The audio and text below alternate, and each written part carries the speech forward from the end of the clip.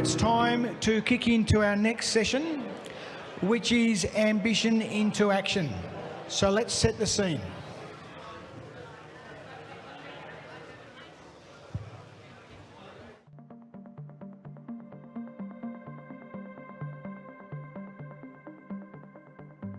There has been a target set to grow Australian agriculture to $100 billion by 2030.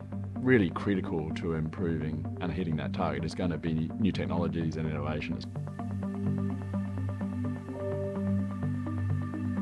In fact, 5 years ago, a review of the opportunities and challenges of agtech revealed that agtech will play a role in probably half of that uplift.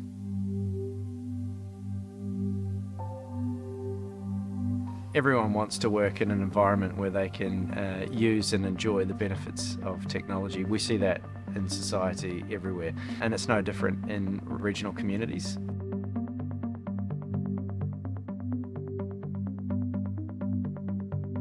Look, technology gives us more tools, more information to be able to make better decisions.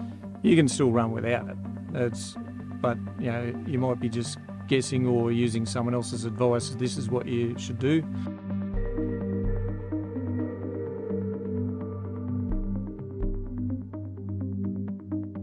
But there's a couple of mainstream things that we need, and that's, good internet access, which is difficult out here in the regions, and then also the staff to be able to keep those things running.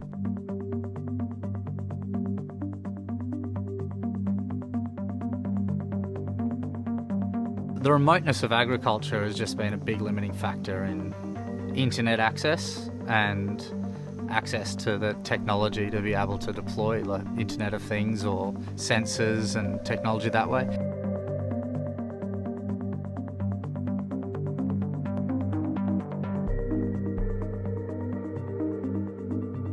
The telecommunications providers are doing a big job dealing with a challenge.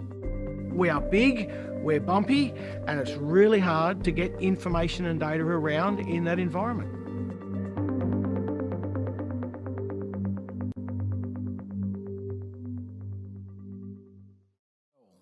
This session will examine how Australian agriculture can turn ambition into action. The session is sponsored by Digital Earth Australia, a program of Geoscience Australia, an agency of the Australian Government, and welcome to the Geoscience Australia team that I've met already. It's great to see you here. Digital Earth Australia creates free and open satellite data products for the benefit of this nation. The mission is to embed satellite imagery and data into decisions that support a sustainable Australia and environment, a resilient society, and a strong economy. Our session keynote presentation now will be from Warren Jennings, Head of Industry Growth at Telstra's Enterprise Division. Thank you very much, David.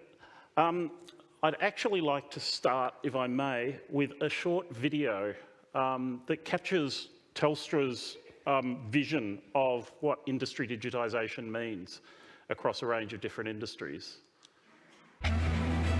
What if your crops could talk? What if you could stay in touch with every worker? What if every interaction was more secure? What if you could predict the future? At Telstra, we help you take on the world, connect you to markets and opportunities, help protect against cyber threats, and empower people to innovate beyond imagination.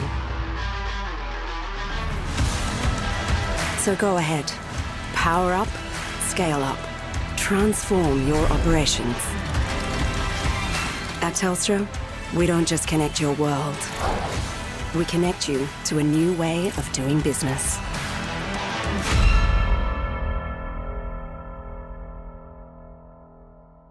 One of the strong themes that you would have seen throughout that video is about connection. And I'm not just talking about connectivity. Yes, connectivity very much matters to an organisation like Telstra, and we fundamentally believe that investments in communications technology and connectivity will lay the foundations for a really successful digitalisation across many supply chains. But we talked about the power of connection and ecosystem in that video. In my part of the business, we have a very strong focus on supply chains and value chains. And value chains like Agrifood have always been, I'd term them as multicellular organisms. They've been as much about the flow of data and information and knowledge up and down the supply chain as they are about the transfer of goods and money. I'll just go back.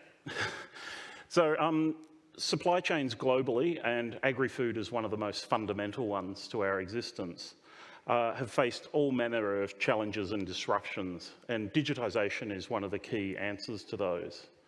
Some of the challenges are listed here, but the industry has gone through a period of unprecedented disruption and volatility. The UN sustainability goals paint a pretty confronting picture of what the agri-food supply chain is going to need to deliver globally. And to put it simply, we need to be able to produce a lot more food.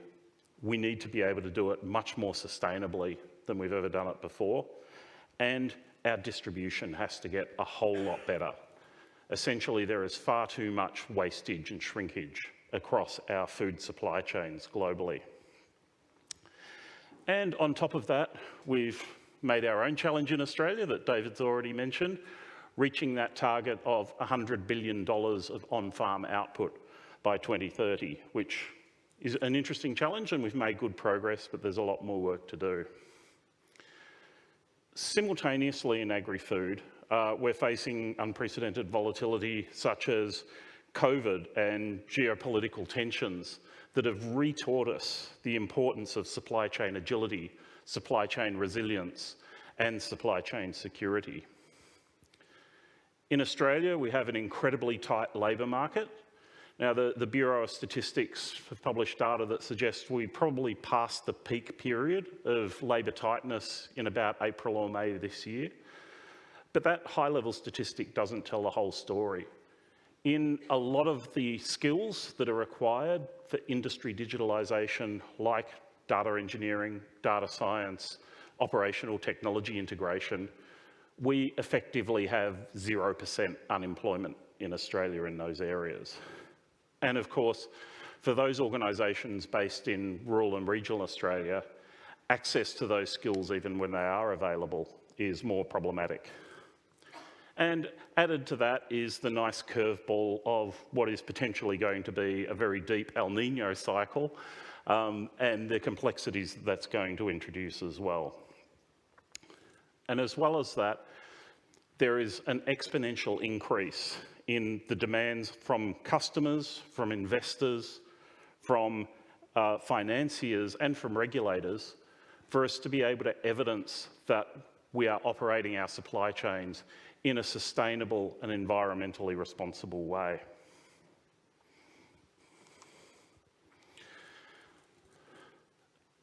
This is a simplified output of a piece of research where we went to a wide range of decision makers across a whole variety of different supply chains to understand what they believe are the technologies that are going to drive the transformation in their value chains.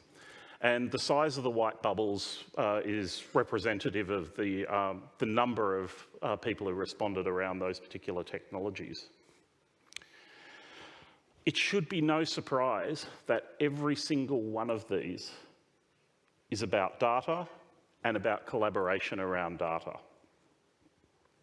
Put quite simply, multi-party data and our skill at collaborating as a value chain around it are the most valuable asset that we're going to have to cope with that volatility and change that I mentioned, and for Australia to develop a really thriving agri-food sector and increase our level of global competitiveness. Data to allow us to optimise production and boost efficiency, remove friction.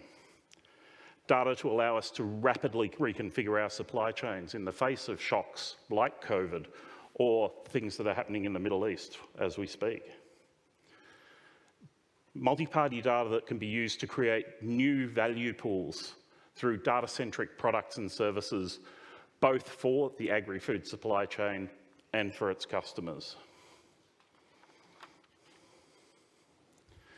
Now, Telstra has been on about a 10-year journey where we've been staring very deeply into value chains, what is going to drive the digitisation of them, what is going to drive the digitisation of key supply chains in Australia, what are the drivers, what are the blockers, and what's our role in assisting in those.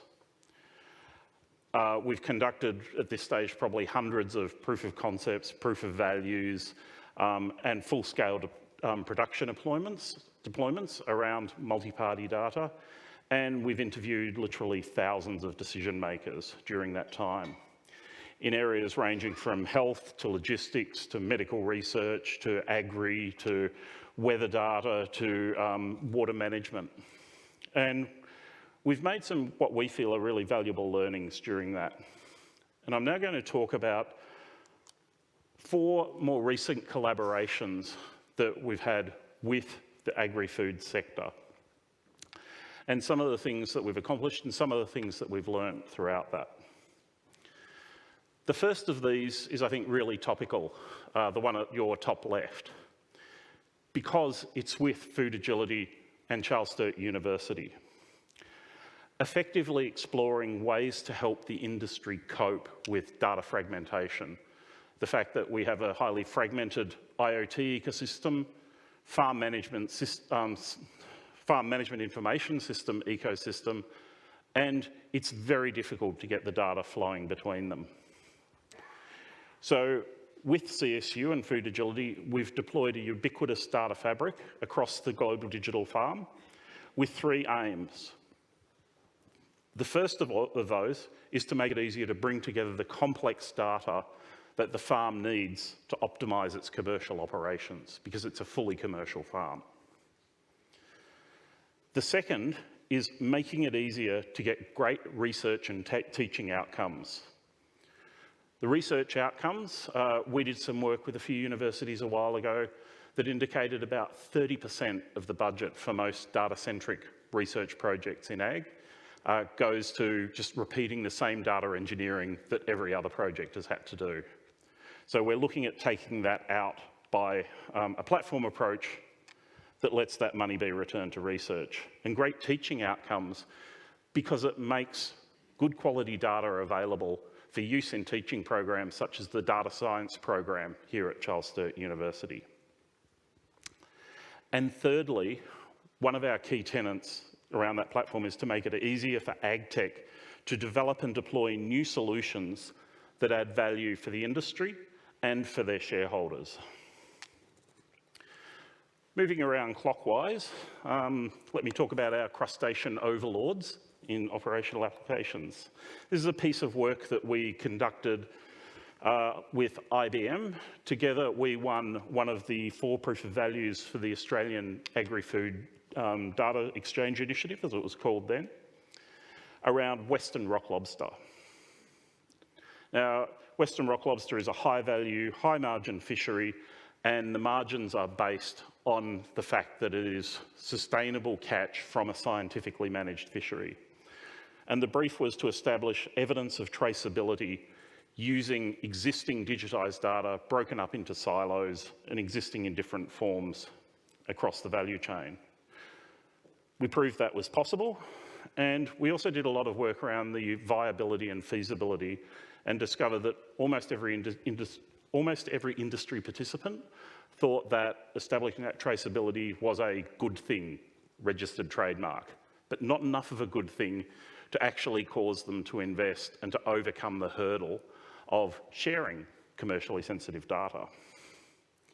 So we went a bit further and we proved that using the same consistent approach that we took and opening that data to other applications made it really fast, cheap and easy to stand up a roadmap of applications that delivered operational value immediately to each of the participants.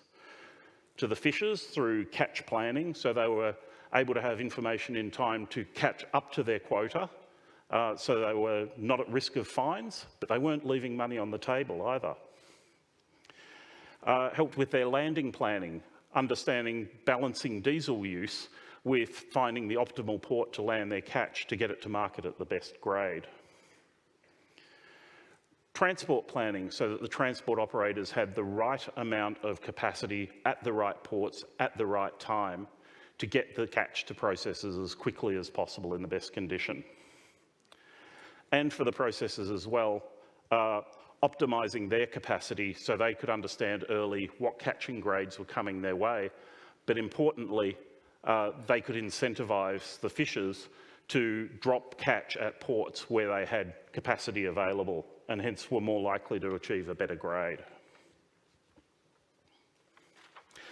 That roadmap of applications delivering value radically changed people's perspective on the desirability and viability of this sort of platform. Moving around clockwise, we're just about to start a piece of work with a very major Australian customer for one of their significant food categories and provide an at-scale industrial capability to maintain and selectively expose an evidence trail for sustainable sourcing and production, ethical production, handling and processing practices, regulatory compliance, good handling and much more. And the intention is to expand that over time to their full range of food categories and to progressively incorporate much richer sets of heterogeneous data to service a wide range of use cases. What's driven the desire to do this for that customer? Three things really. Firstly, their own very high standards of ethical and sustainable practice. Their desire to make sure that management and measurement of ESG across their whole supply chain could be achieved at an industrial scale. And I would say, thirdly, the belief in that organisation that participating in an industry approach to this sort of evidencing is likely to be much more effective than them creating a separate silo.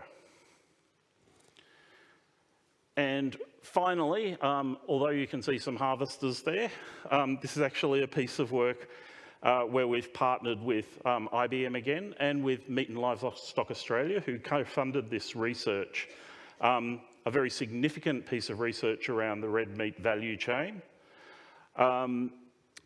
with a few different aims. Quantifying the value that could be delivered to the industry through a consistent supply chain data infrastructure, whether that's a monolithic platform or distributed. The roadmap of applications that are likely to realise benefits the fastest for that industry. And in this particular case, it was end-to-end sustainability evidencing and the enablement of some new classes of financing products that were the heavy hitters. We worked with them to identify the governance and ownership models that were most likely to be palatable to the industry.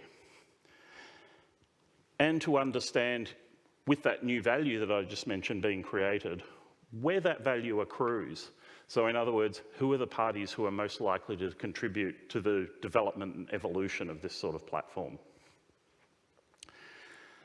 We're now working with MLA, the industry, and a number of financial services organisations to move into the next phase, which is looking at an industrial scale minimum viable product of a platform to enable this.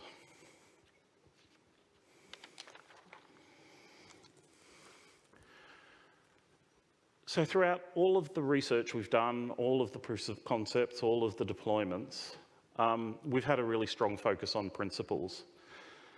There's a good body of research around transformation that tells us that principles are key and that you really need to invest to establish a consistent set of principles, and you need to adhere to them if you're going to execute a really long, complex transformation journey, such as the one Agrifood is on. Here's a selection of a few of the principles.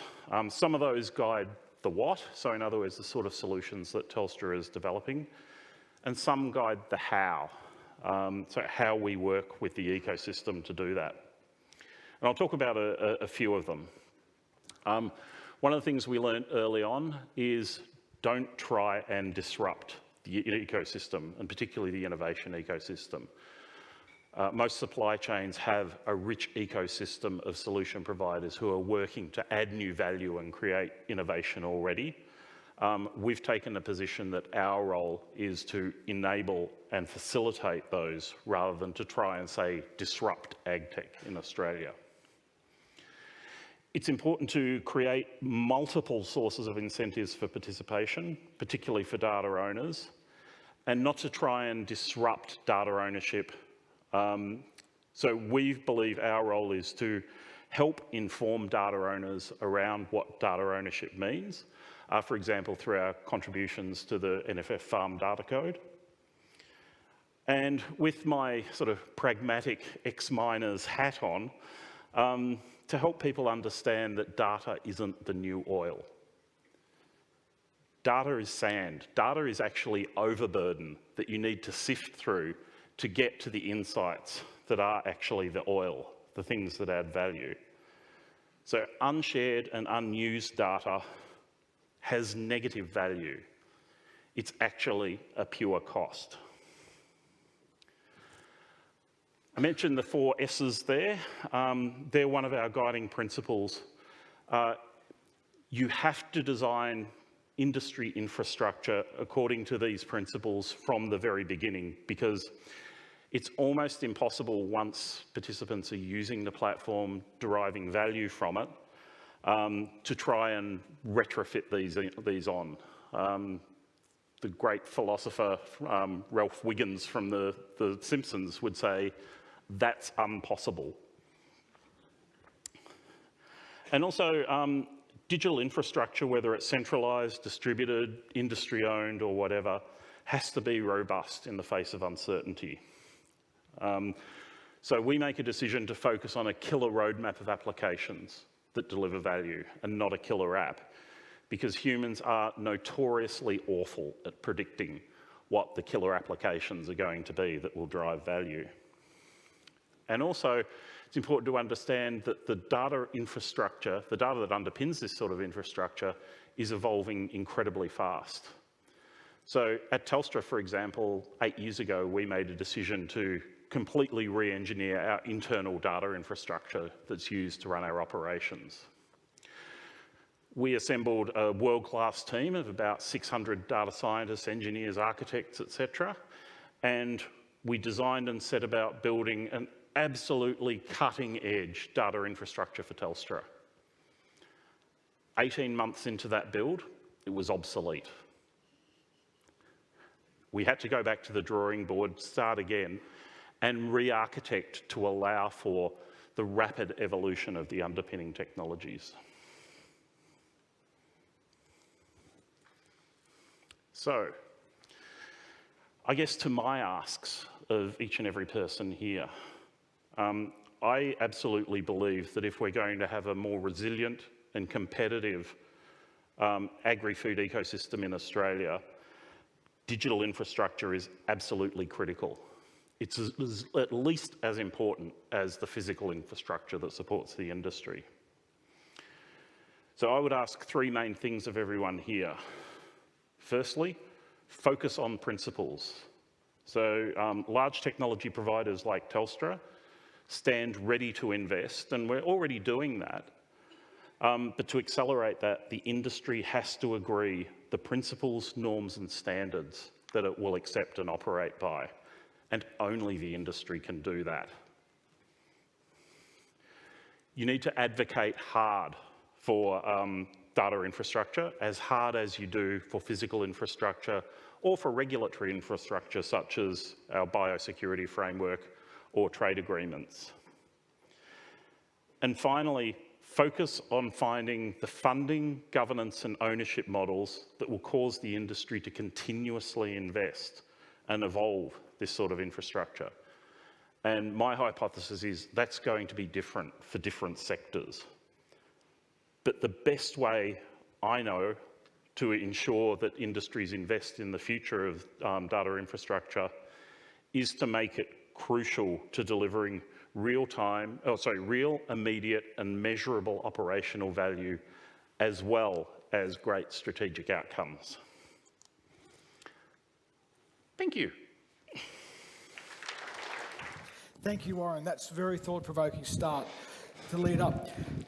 So now to provide the industry context for our case study is Chris Claridge, the Chair of Trust Alliance New Zealand, a not-for-profit trusted, that's important, data agricultural consortium. Was the Chief Executive of Potatoes New Zealand, a $1 billion industry in New Zealand. So 1 billion, I said billion, absolutely. So mics. And that matters. So anyway, welcome and look forward to hearing from you. Yeah, thank you.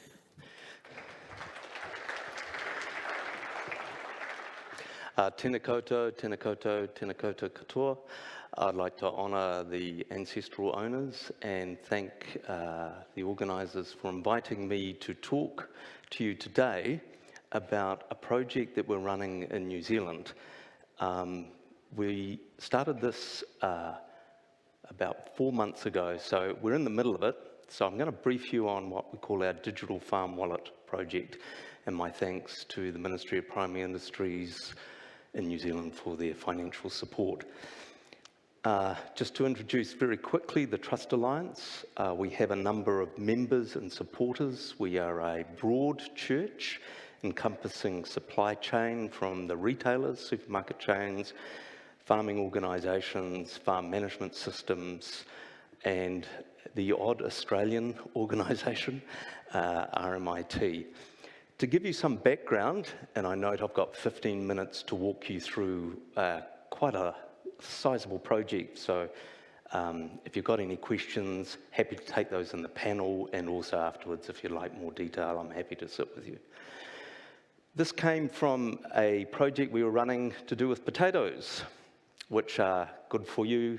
They are the best food on the planet. So we were looking at the potato chain. We export potatoes to Australia because you can't grow enough. And our market was international and our end buyers were McDonald's. So we were very interested in a value chain exercise. So we have our seed production where we certify the seed through to commercial growing, through to processors like McCain's, and then we export frozen fries, which are good for you, won't make you fat, to around about 40 countries around the world. At the same point, we have some levy collection, some data collection that we're trying to collect in order to give strategic vision to the organisation, all the way through to the consumers to make up a $1 billion industry in New Zealand. What we discovered was that we had 3 critical factors that we needed to solve, not just for the potato value chain, but for the entire sector, because our potato grower is not only a potato grower, they're also an onion grower, they're a dairy farmer, they're a sheep farmer, they're a grain farmer. So if we built a system for the potato value chain, it made no sense. It became quite fragile and quite brittle. So what the farmers told us, the 178 potato growers, has said, Chris, don't bugger around just doing it for us. Look up and see how we could get something that could work for us. In particular, what we were finding was some key pressure points on farmers in New Zealand around proofs of compliance, proof of sustainability, and consumer proofs around ethical activities on farm. What we landed on was 3 critical things that we need to solve out, which was digital identity of the farm, the digital location of the farm, and critical control points along the value chain and within the farm, these 3 critical things. Now, we discovered that New Zealand didn't have a digital identity framework. We've got an Act which is coming into operation, which allows us to build a digital identity framework for individuals and organisations, and then add organisational information to that. This enables us to meet the Privacy Act, Human Rights Act, Maori data sovereignty rights, and what that enables us to do is solve some of the problems and eliminate the risks we're seeing, which is farm data is held in silos, both public and private. There's no universally agreed farm identity system and data schema. Same in Australia, because you don't give out subsidies, therefore you don't have a chapel parish holding number, just to quote one of the members of the audience. And re-engineering these existing farm data systems is very costly. There's a lot of technical debt, but the financiers want financiers in the market want sustainability evidence. Scope 3, biodiversity, slavery. So are your sort of three crucial things. Are you burning down the planet? Are you killing all the bees? Have you got slaves? Those are the three key proofs that the marketplace wants. But trust has evaporated worldwide, so we've got to do proofs. So what we've done is, what we're looking to do is build a data sharing framework with tools, standards, and governance. We're not a data storage solution. We're not a data aggregation or platform. What we're looking to do is build tools and protocols for transfer of data using digital wallets, which are similar to physical wallets. This is a mode that's been adopted worldwide. It underpins the European Green Deal. It's been adopted in North America. It's not really here in Australasia because we haven't been giving out farm subsidies.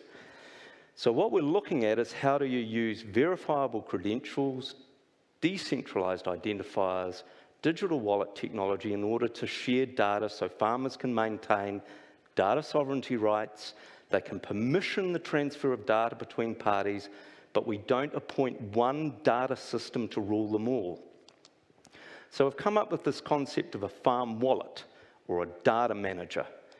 And what we've done is, we're looking at issuing from parties into a wallet key proofs that can be repurposed.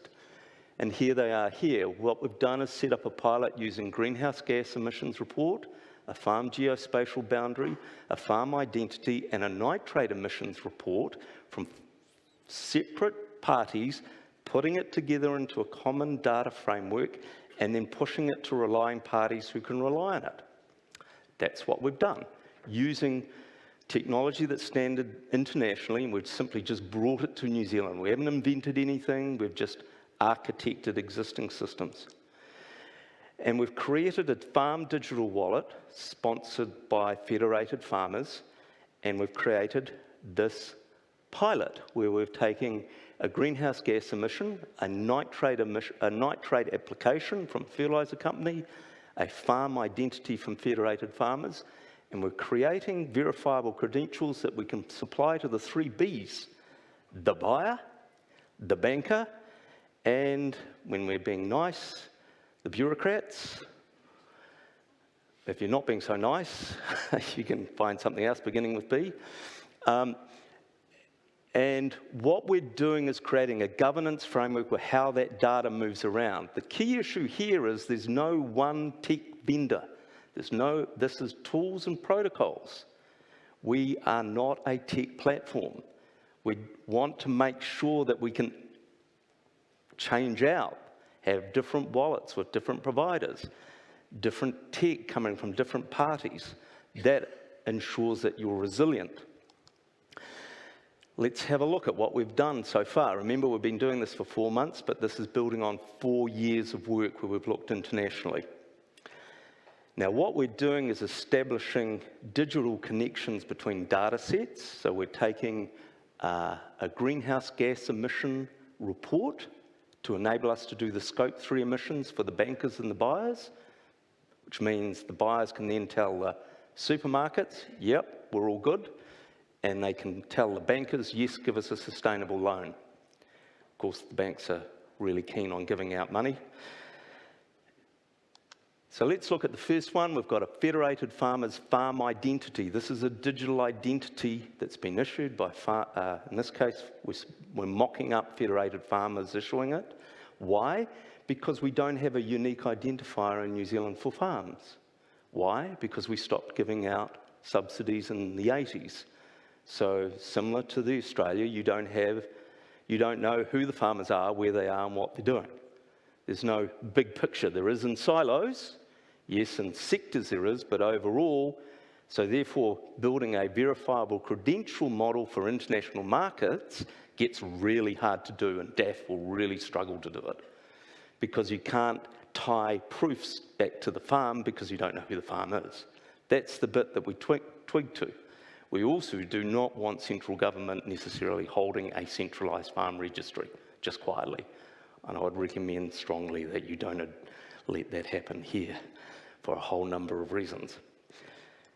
So step 3, we're now using the farm ID to log into other systems using a wallet that holds a proof of identity. And in this case, we're logging into a fertiliser company. Federated Farmers has 12,000 farmers. Balance has 18,000 farmers, where they're downloading onto a farm, into a wallet, a digital wallet, to hold proof of the greenhouse gas credential. We're then adding a farm boundary and nitrate application report.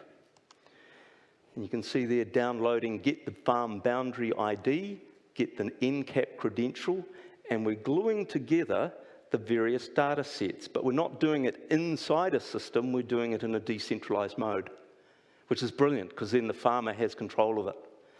What we don't want is one body sitting there in the middle gluing all this data together because A, it's highly risky, it will create a honeypot, B, they'll stuff it up because it's just too hard to do, or 3, they'll never get it done because building these centralized systems just doesn't work. And worldwide, everyone knows it, they don't work. The Europeans told us, whatever you do, don't go down the centralisation route. Decentralise, give the control back to the farmer, let the farmer make decisions about his data or her data. So then we're downloading, and you can see here we've got a heat map that's coming out of balance. We've got which shows the amount of nitrogen being placed. For those of you who understand, it's a GeoJSON. It's a JSON object that we're putting into the wallet. We then have got, and you can see this here, we've got a verifiable credential of a greenhouse gas report, we've got an identity of a farm, we've got a boundary of a farm, and we've got a nitrate application from a farm. And now what we can do is glue those credentials together and create, in effect, a Scope 3 emission. Proof of identity, proof of location, and critical data points that then can be provided to the banker for a sustainable loan, to a buyer in order that they can meet their Scope 3 emissions requirements, which is what Tesco wants, it's what all the buyers want, and then we can provide that to the government, local or central, who want to roll around and do something with it, who knows, something useful, hopefully. Sorry if I... This is very much about making farmers fully in control of their own data so that they derive the benefit rather than parties who seek to remain as intermediaries or digital intermediaries, in which case no value comes back to the farmer. So at the heart of it, it's got to make the farmer $1 or save them $1, otherwise you're wasting your time. So that's how we've approached the outcomes. It's got to make money. It's got to save money. Can't just be another data cost. Because what we've discovered is really interesting when we looked at the cost of data provisioning and data compliance in New Zealand. Between 500 and 1,000 hours per farm is spent on providing data to both the private and the public sector. The opportunity cost of that is $200 per hour when they could be out doing stuff on farm rather than tapping stuff in, which is useful if you're a big organisation or a big farmer, but the small end of town, they've got to be out doing productive activity, not necessarily noodling around on a computer. That's useful, but really they've got to do the effort on the farm. So what we've done is talk to farmer focus groups with this. We've piloted with them this concept, and I'll give you the update of where we've got to. I've got 1.5 minutes left. We've gone through, engaged with, in the last, we've done last 4 months, 25 online meetings. We've got 160 farmers using the digital wallet from all around the country. And what the farmer focus groups are telling us with the dummy data that we're getting is the overwhelming majority of farmers like the concept, saying it made sense and was needed in the ecosystem. There was unqualified enthusiasm for the farm ID as an authentic mechanism instead of multiple logins and passports for different farm software systems. Biggest drama in my house is what's the username and password? Because each of you have got between 200 and 300 different passwords for whatever you're using. And it's what that's making is real inefficiencies. Some focus group quotes. Farmers are desperate for something like this, they just don't know it yet. Security of data is key. This wallet that we put the data into is encrypted. No one can see the data in the wallet, only the farmer. No third party can look at it unless the farmer permissions it. It also holds permissions for transfers of data, so that makes sure that the farmer is enable the sharing of critical credentials, reuse crucial data sets, ensuring international market access, unlocking better financial access, and accurate membership of data management. Next steps, because we're 4 weeks into this, we've completed the 160 farms, and now we're getting into a super user group to now give them data of their own, so they can see it using their own farm data rather than dummy data. Potential coverage and economic impact. The participants that we've got in our pilot cover about 24,000 farms. The farm production value is 31 billion. The herd size, 5 million, 20 million sheep. Here's the crucial last bit, $46 billion in debt. Average interest cost, 3 billion. That's scaling up. If we scale up just to the pilot participants. What we're looking at is this last bit, because turnover is vanity, profit is sanity. It's no good trying to get to 100 billion if you bankrupt the farmers in the process of doing it. It's about farm profitability, it's not about turnover. That's the message that we're getting from farmers. Thank you very much. That's all of my talk today. Happy to answer any questions on the panel.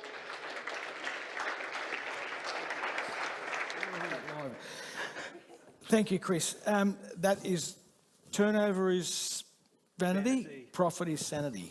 It's another quotable quote. Get twittering. Okay, I'd like to invite you to stay on stage 2, of course, Chris, because you're going to moderate our next session. And also welcome back, Warren, from your earlier presentation. Have we got quotes in our heads from you too? And I'd also like to introduce Matt Stewart, General Manager at NGIS. Welcome, Matt. Good project going with us at the moment. Gabby Ceregra, our Data Policy Manager for the National Farmers Federation. And Hamish, good to see you again, mate, from the paddock, co-founder of Pairtree Intelligence, which is also providing a dashboard for the interface at the Global Digital Farm. So over to you, Chris, and there you go. Thank you very much. Look, we've got a wonderful panel here of very talented Australians. Well done for assembling this panel. Sorry, Mr. Soundman, I got a bit of feedback. We all good? Great. Quieten down the Kiwi. Okay.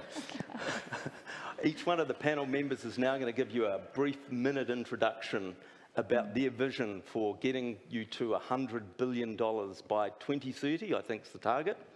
And I'd like to turn over, and we're going to go through the panel one by one to do the 1 minute. And then please use Slido. Hopefully it's on your tag to scan the back of it, so you should be typing up some questions, and I'll be looking at them here and fielding them back to the panel members and making sure that we cover what the audience would like to hear from the panel. So over to you, Hamish. Yep. Thank you. Hamish from Pairtree. So my vision as a farmer and also as an agtech provider is really getting to a point of how do we throw the kitchen sink at farming. And what I really mean there is that we've got all of this new biologicals and all of this new advancement and changes that are coming through that are really going to empower agtech. But how do we utilise the known production systems and incrementally change to transition so we can make sure that we can feed the world? So I think that's the most important thing, rather than just blindly jumping to a bunch of unknowns. How do we actually do that transition? And I see that through data and sharing data. Great. So next, Gabby, if you could introduce yourself and give us your 1 minute vision, please. Thanks, Chris. Gabby Ceregra, Data Policy Manager, Food Agility, and also National Farmers Federation. And then when I think about the next 10 years and the kind of things that I like to see is, first of all, the industry adoption of the NFF's Australian Farm Data Code, and not just in terms of the contractual, the process controls, but also seeing that being built into technology so that we can kind of park it and don't think about it and farmers get control of their data automatically. Next one is thinking about some of the technology that's coming out with making sure people get credit for the data that they're creating, especially in the context of AI. And we're seeing that with digital attribution now with a lot of the art and artists that are seeing their art pop up in AI and they're not getting credit for it. So we can use some of those mechanisms for farm data as well. Third one is something we'll probably be seeing a lot more again with AI is a lot of fake data being created, and we might not even know if there's fake accounts creating data in some of the core farming systems. And if that data is then being used for research or for insights, then we've got a bit of a problem. So making sure that we can check authenticity of data. And then the last one there is having real portability for some of the core farm data, similar like we have in banking now. Yeah, that's me, thanks. Thank you, Gabby. And next we've got Matt Stewart. Matt, could you give us your vision for Australia and as well, in a minute, your sort of key things that are occupying your mind? Yeah, so look, I'm coming at this from a background in software delivery with a particularly geospatial focus.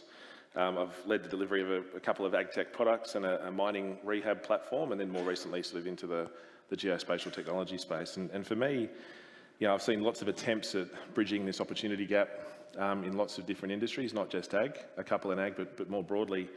And I suppose the good news from my perspective is that ag's definitely not alone in the challenges that it faces and some of the solutions to bridging those gaps. Two things from my perspective. I guess firstly, one of the key things I see coming up again and again in ag in particular is support. The scale of ag in Australia uniquely and the population density or lack of means that you're just not going to have the boots on the ground to support some of the more nuanced sort of transactions around this data, like getting it off a machine onto a computer to do analysis on. That's very different in other parts of the world where you might have that on the ground support. So that's definitely something that I think the technology providers and the tools that they build and sort of more sharing of data needs to play a role with, so that we can wring more profit out of the limited land resources that we've got. And secondly, and really, I guess, importantly to me, is the role of geospatial tech in this space. We've seen it come up a lot so far today, but we're not just talking about pretty maps, although they are really valuable and useful in terms of understanding where you've got variability.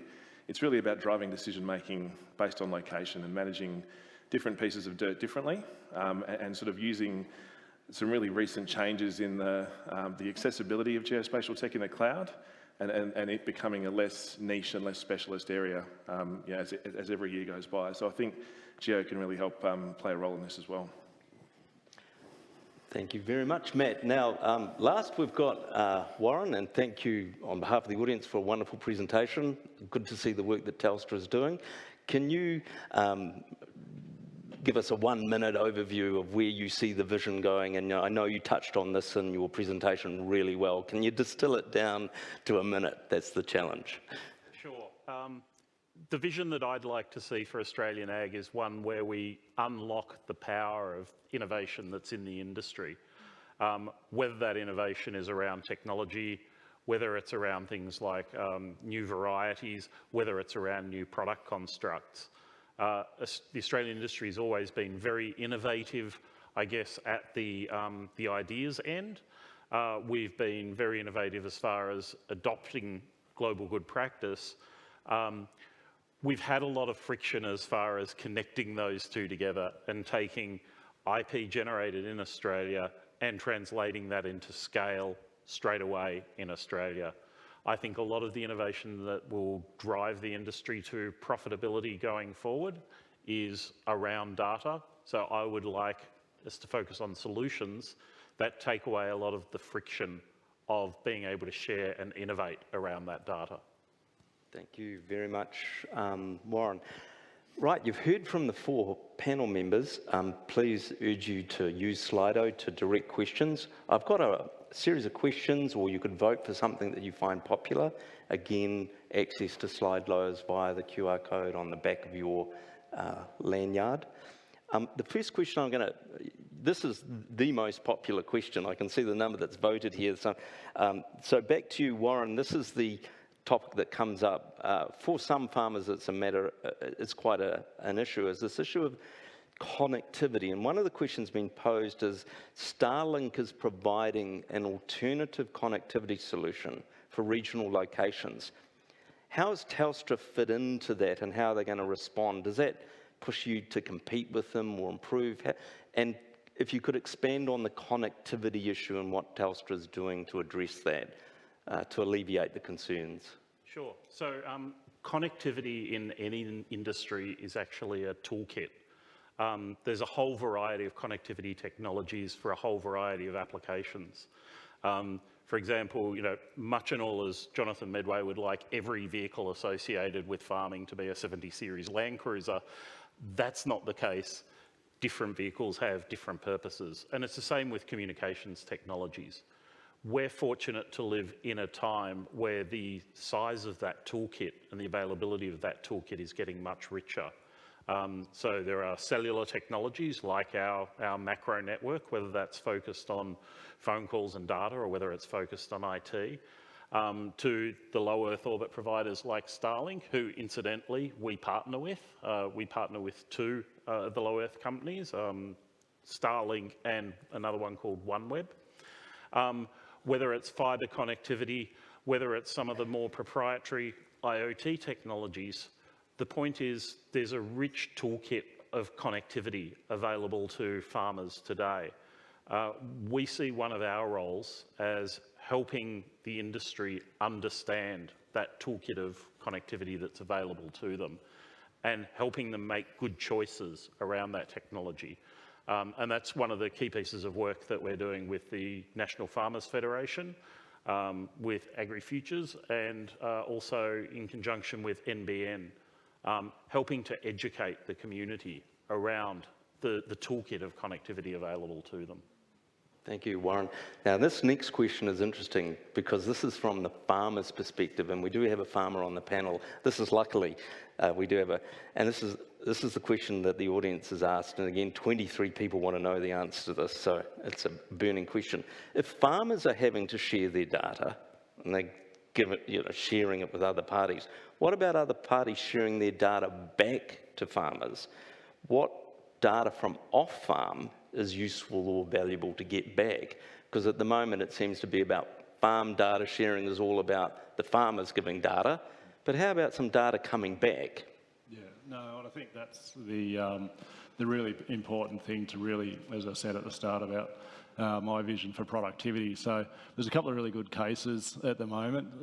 Meat and Livestock Australia have what they call is LDL, Livestock Data Link. Now, they're just about to relaunch the API endpoints so that various consultants or businesses or farmers that are sophisticated enough to connect to that endpoint can actually get their slaughter and their kill data. So particularly if you can get data from a processor to see what high dadits, which is like worm eggs, or a cheesy gland is within lambs, or grass seed scores on lambskins and things like that. Those are underlying or subclinical issues that the farmer may not be aware of, and it's only when the animals are going through the process that they actually get picked up. So there's a great opportunity there. And the second one is a project that Pairtree's been working with Syngenta last year, where we have over 16 different weather station providers that we can connect to.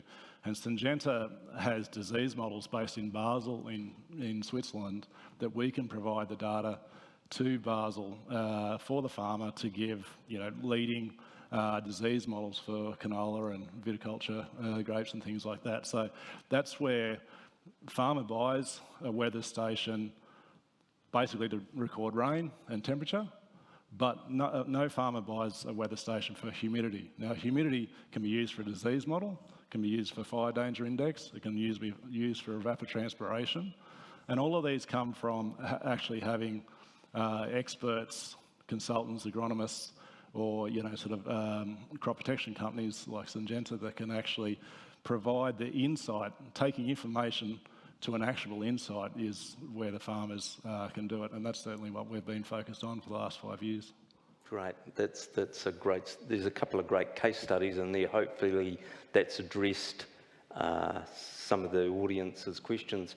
We know in New Zealand getting feedback, particularly on breeding and genomics information back from outside parties like processors or performance at the process, so to improve breeding is really tricky to get the feedback back. Is that a similar situation here in Australia of trying to unlock some of that breeding data that's currently, if you like, in a silo to enable the farmers to make better breeding decisions? Oh, but I'm back to you, Hamish.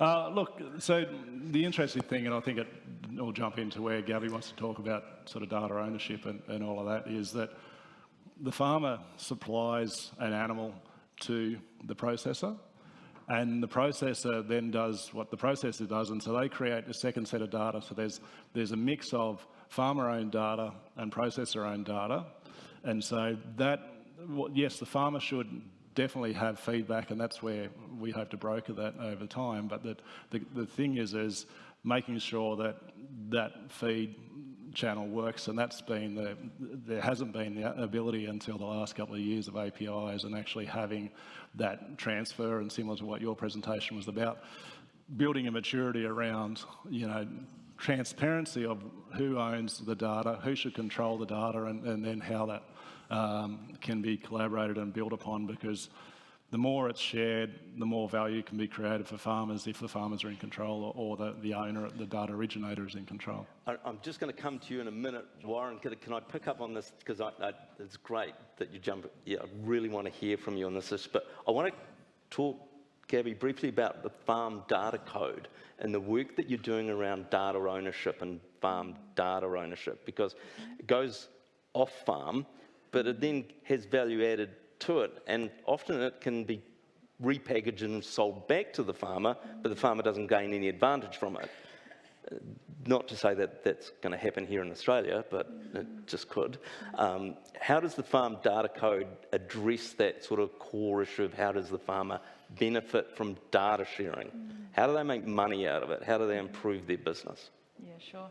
So actually, in addition to the farm data code that's just been published a couple of months ago, we went through and defined farm data quite carefully, taking into account derived data and where does that sit, like who owns any product from the original data. So came to some, there's a whole lot of info in the code, and I'm happy to take questions afterwards as well for specific situations. But that one particularly, I want to pick up on what Hamish you just described, where farmers will send some data to the processor, to the meat processor, and then new data is created, and perhaps it's just created from the actual animal itself or based on the original data. And it gets tricky there, because who is the creator? Are they the owner? But then if someone's given inputs into it, some derived data, who owns that? Is it an equal split? And so these are difficult conversations to have, and often have to be resolved contractually. Yeah, Warren, what would you like to add? So I just wanted to give an example that there are multiple paths for that data to come back down the value chain, and it has to be a multi-way transaction. One of the really good examples is one of the world's major horticulture seed companies, Rijksvan, in the Netherlands. They actually created a number of retail environments throughout Europe so that they could gather feedback on the retail performance of crop coming from their seed that then they could feed immediately back to the farmers. So data doesn't always have to traverse the whole supply chain coming back. There are ways of short-circuiting that, and some really innovative approaches. And Matt, we were talking earlier today over lunch with your experience with, I call them FMCGs, you had a different term for them, and working with large data sets from farmers. Could you just talk us through that? Because that was fascinating, I think. Yeah, so the consumer packaged goods, CPGs, basically your big packaged goods companies, we do a lot of work with them around sustainable sourcing, and they've got the same sort of idea about getting data off not just growers but all nodes along the value chain, in really with the purpose of making sure that that their supply chain is not contributing to deforestation, peat destruction or exploitation in modern slavery. And a lot of that's done with looking at it on a map, understanding where the supply chain is, and then looking at deforestation and burning from satellite imagery in particular. But one of the things that they've realised that their supply chain wants to get involved in is making sure that they've got the data to counter any claims that a mill, for example, might be taking palm oil from a location that's contributing to deforestation. And so they want to sort of, suddenly these, all points in their supply chain actually care, because they're trying to validate the first mile of the supply chain and understand what sorts of exploitation or destruction of forestry might be happening. So we've done a lot of work around this concept of data sharing, and it's not a unique thing that we do, but this idea of companies being able to retain ownership of their, for example, production data or their delivery details from trucks in terms of taking commodities, and then enabling a temporary and specific share of data to the CPG company, who can then use that to understand and sort of intersect that with their own interpretation of the remotely sensed and Earth observation data. So, that's really been driven by these companies getting pressure from stakeholders, and in particular in the EU around deforestation regulations. So that'll come, right? We've spoken a lot about how regulation is going to be the driver of a lot of this change. And so having that data available to counter claims that you might not be doing things that you say you're doing, and being able to share that in a way that you still retain ownership of it is going to be something that I think we see more and more interest in. So one of the questions I'd like to ask the panel collectively, and please any of you feel free to answer this, is what role should central government play in enabling data sharing in Australia? What role do you see between the private sector and the public sector? I'm just curious as to your view of what is the role of central government. Start first with Hamish, if you want to answer that.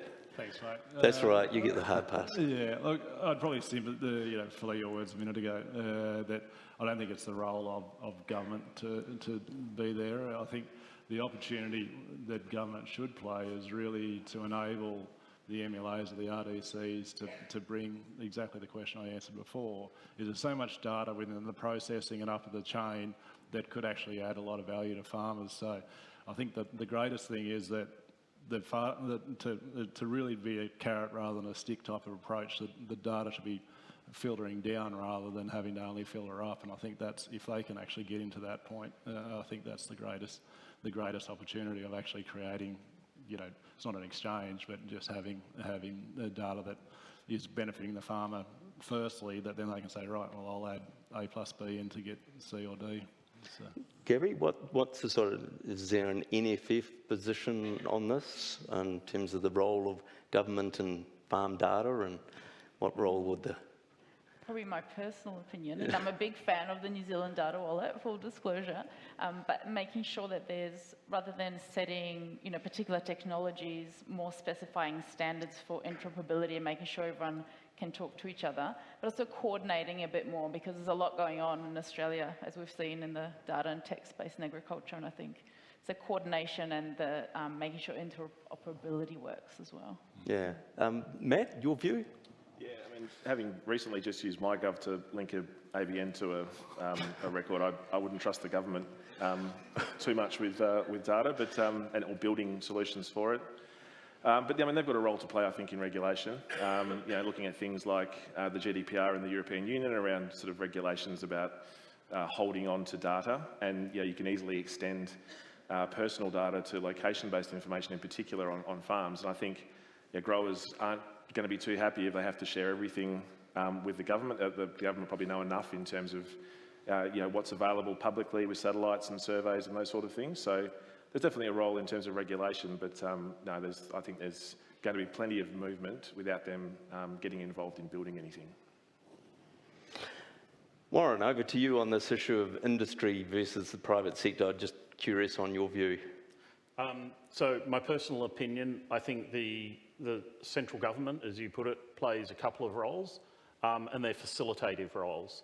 I think there is a role for central government to help establish the regulatory frameworks that ensure the right balance between data protection and flexibility, the ability for industry to create innovation around data.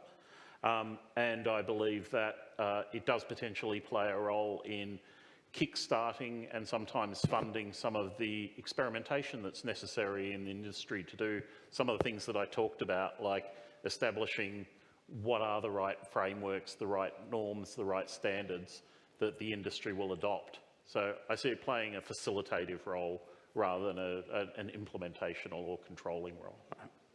So one of the questions we've got from the audience is, you have 130, this is what, there's 134,000 farmers in Australia. I saw the figure quoted 90,000. I think this goes to the issue, I don't think you know, just quietly, because it depends on your definition of a farmer. And there's over 600 agri-tech providers. That's a big community to take on this journey of data sharing, data standards, data privacy. That's a massive journey. How does Australia start? How does it resource that? How does it do it? What's the steps? Well, if it's only 600, that's great, because we've already got 20% of them. We've done 130 different integrations. So I think that's a bit of an interesting point to think about, in the way that the integrations that farmers have are not only the 600 that are here in Australia to really enable innovation. And we heard Laura speak this morning about, you know, what's happening over in Alberta and how that can actually happen. And I think that there's, for really, you know, and I'd really like to throw a cat amongst the pigeons. I really actually don't believe in standards because I think they're going to stifle innovation. So how does a small ag tech company from Canada come to Australia and operate from day one? And if they have to meet a standard, then that's actually going to be a limitation. Or how does an entrenched company that's been in the space for 10 years actually rewrite all of their standards to something that, when they might have, you know, 25% of the market or something like that. So I think standards, I think there's ways around trying to get to that point. And I think the interesting point really is about farmers need flexibility. And so, as I said, we've got 16 different weather stations we work with. Now, out of those 16 different weather stations, there's probably 8 or 10 metrics that we can normalise in our own standard, but then we can rewrite it to a US standard, a New Zealand standard, and all that. And I think that's the way forward of having agile, but also having, you know, AI and all of that is probably something that can come in and actually fill some of these gaps that the traditional thoughts of having to have a standard. You know, farmers are price takers. We're not healthcare where, you know, there's lots of money that they have to get it right, where we can apply a standard broadly. Thank you, Hamish. So one of the, I've got to, please ask some more questions if you're keen, or vote for a question here. I've got one specifically for Gabby from Colby, who's not made himself anonymous. So well done, Colby. What would an industry-wide data policy look like? Who would govern that policy? And how do I, Colby, contribute? Well, we have the Australian Farm Data Code, which is a voluntary code of conduct. It's a policy that is now we're looking to roll out to anyone that's collecting, using, managing farm data. So that's already in play, and there's a certification program as well that goes along with that. And we've just actually had our first 3 certified products. Hamish's is one of them, number 1 actually. Well done. Yeah. So that's something, you know, that everyone can get on board. If you're collecting, using, managing any farm data, you can get certified against. And there's an ongoing, like, we take feedback on, you know, if any additions to the data code as well. It's an ongoing review process. Right. So this question of data sharing of going to 100 billion, because currently I think Michael from ANZ, Michael Whitehead I think it was, said that you've got up to 90 and then dropped down again. Meanwhile, 30 years of farm incomes remain pretty static. Now it's dropping off because farm costs are accelerating. Can you make money out of data sharing from a farmer? How do you make the money? How's it going to increase profitability? That's the real question, because otherwise, why would they do it? So can anyone like to tackle that question? Yeah, Gabby? I'd like to, yeah. I think it depends who you're sharing the data with. From a farmer's point of view, I'm not a farmer, but have spoken to farmers about it. Is sometimes they're saying, well, they're happy to share their data to a farm management app, and they're getting direct value straight away with recommendations or insights. But sometimes when they're sharing their data, for example, for a 5-year research project, they don't really see that value coming back straight away. So it's how do you create some short-term incentives and rewards for them? Matt?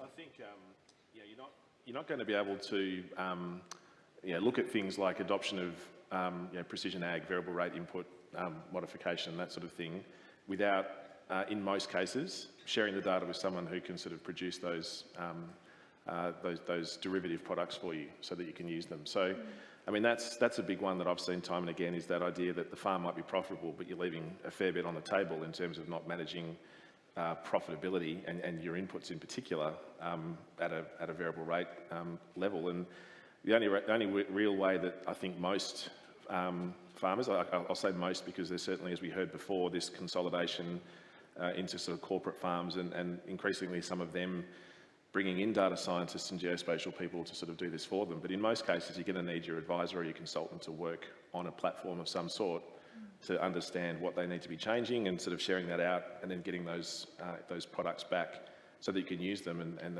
sort of drive that profitability at a zone by zone level in that particular example. And Warren, if I could just ask you a couple of questions here about, do you think it's fair, this is interesting, do you think it's fair that farmers are the ones that have to invest in data gathering infrastructure when the demand comes from off farm? It's an interesting question. Well done for the person who put that up, because why do they spend the money on it when it's off farm that wants it? Why should they do it? So I think if you look at the agri-food value chain, one of the unique properties of it is one of the most critical sources of data is on farm, but a lot of that data is used to create value up and down the value chain. So there's that inequality at the moment. And that's one of the reasons why, for example, the piece of work that we did with Meat and Livestock Australia explicitly looked at the new value pools that are created by removing friction from that multi-party data. Who do those value pools accrue to? Because those should be the organisations that are investing more in collecting, aggregating and sharing that data. So I would say at the moment, yes, the farmers bear an unreasonable amount of the cost of instrumenting to reach ag data, to collect ag data. Yeah, and I know there was some comments about, you made this comment about digital infrastructure. Yeah. And I think Michael made a comment about digital infrastructure. So what role does state and federal, get the language right, state and federal government have to play in providing digital infrastructure in Australia? Because I know in Europe, they've put billions of euros into digital infrastructure in Europe to do data sharing. Is there a role for federal and state to put funding into digital infrastructure? Warren? Well, if I give my position, I think there is a role for the state and federal government in kick-starting the creation of the digital infrastructure. But unless digital infrastructure, unless the industry itself continues to invest in digital infrastructure, because it's, to your point, delivering value to them, and preferably immediate, real measurable value, that infrastructure won't be sustainable over time. And I think around the world there are plenty of examples of governments investing to create digital infrastructure, not just in ag, but in many other areas, and then that infrastructure becoming stagnant and less relevant because the stakeholders who are involved with it have no reason to invest in the ongoing evolution of it. Matt, you're nodding in violent agreement there, so would you like to give us your view? I mean, my personal view is that I see a really missed opportunity, and maybe I think it's probably state-driven. Coming from Western Australia, I think the state government could be doing a lot more around encouraging points of presence and data centres in Western Australia. I mean, we suffer from the nullarbor tax with delivery of goods, but we also suffer from it a lot in terms of data latency as well. And then you multiply that in terms of connectivity in the wheat belt in the pastoral areas. So this, Western Australia is so well suited in terms of access to renewables and stable landforms to build these massive carbon neutral data centres, which could really drive a lot of a bit more of a digital economy in Western Australia and sort of make access to storing in country and securely some of this data. So I think there's potentially some opportunity to look at that sort of data centre back end to this whole digital economy and doing more of that in Australia. Yeah, thanks. Hamish, you're the farmer here. Role of digital infrastructure provided by federal and state. Is there a role? Yeah, so I think as Warren said, you've got the traditional bell curve, you've got everything from early adopters to laggards, and I think that sort of 50 to 90% or 50 to 75%, wherever the sort of the secondary adopters sort of come in, that's where that value proposition's really got to be provided. And I think, again, I always talk in carrot and stick sort of thing, and I think that's where, if there's that opportunity of joining data or providing sort of new value to the data and insights for the farmers, that's the piece that we can run projects and actually extract that and help that sort of next 10% after the early adopters, and then sort of keep dragging everyone through and up. I'd like to pick up again from, because you've got to listen to the banker. The banker's the most important person in the room. And so I'm going to pick back on Michael again, his presentation. Worldwide subsidisation of the agricultural sector and protection through non-tariff barriers is increasing. The non-tariff barriers are beginning to become not phytosanitary or biosecurity, but sustainability proofs, i.e. Scope 3 emissions, biodiversity, ethical employment and slavery issues. Is there value to be, is that valuable, those digital proofs to provide, or are they simply a mechanism to get into the market? What's the view here in Australia? Hamish?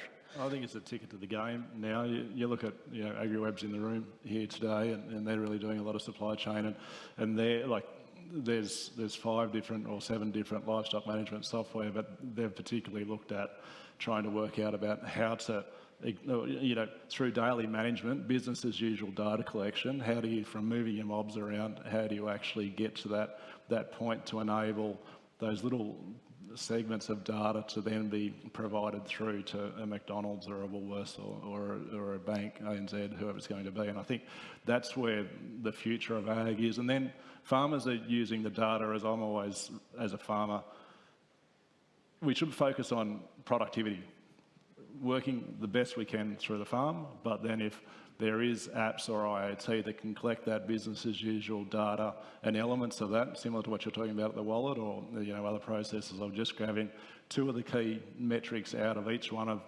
5 things that add up to getting into IPCC for canola in Europe or wherever. That's the key piece that I think that farmers then don't actually have that impost because they're actually using for productivity and they're already getting a gain before they actually have to worry about compliance, because the compliance should naturally fall out the other end.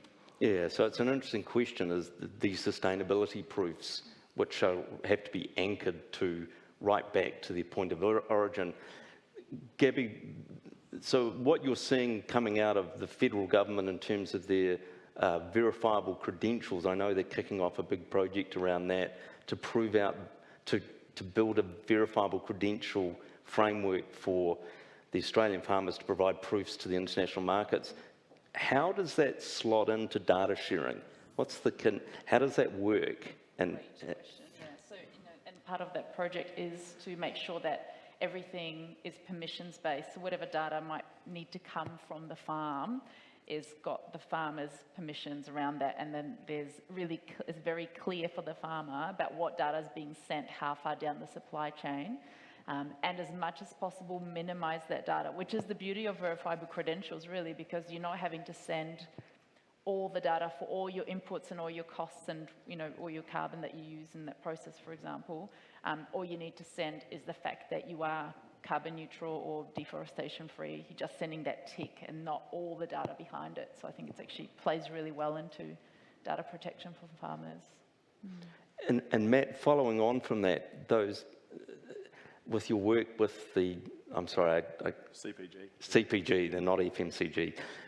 Is that the proofs they want for their consumers? Does the consumers now demand those types of proofs? Yeah, well, it's a combination of consumers demanding, shareholders putting pressure on boards, and regulation in the case of the EU. So all of those things mean that they want a way, the CPG companies want a way to not just trust surveys or trust third parties who are sort of doing this verification for them. They want to validate it themselves. And I think growers just need to be in a position and will need to be more and more in a position to respond to requests for that information, to respond to audits when they happen. The vast majority of the work that we do when we're rolling these systems out and looking at implementing these platforms for the big CPG companies and buyers of commodities is dealing with the data. We spend months working through spreadsheets and Word documents and PDFs and shape files to sort of get it in a shape that they can work with it. And that there'll be better ways to do that. And if you don't have the data in that format, you might be out of the market. Right, we've got a couple of minutes left. I'd just like some closing statements from the panel members. I'm sorry, we've got a few more questions left, but those of you who have asked those, please approach the individual panel members to put your question to them. So just a final last comment. How do you get to the 100 billion? Can you get to the 100 billion through data sharing? Yes, Hamish. I believe so, and it's really through business as usual data collection. Farmers have choice of what IoT, and then that'll be done through sharing with trust. Getting to 100 billion with data sharing, can you build in the policies, the tools and the protocols to protect the farmers' data sovereignty? Gabby? Yes, absolutely, and everyone needs to get on board to do that and build it into their processes and technologies. And Matt, do you think the Australian farmers can give the environmental credentials that the international market wants and needs?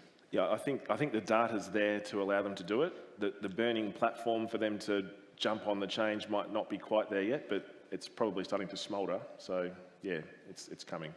And Warren, can you switch on the towers and the plugs and make it all work so the farmers can get their data to the consumers internationally? Can Telstra deliver a good, resilient, viable telecommunication structure? We can work with the ecosystem of global technology providers who can. There you go. Look, a round of applause for the panel members. That was quite a grueling session.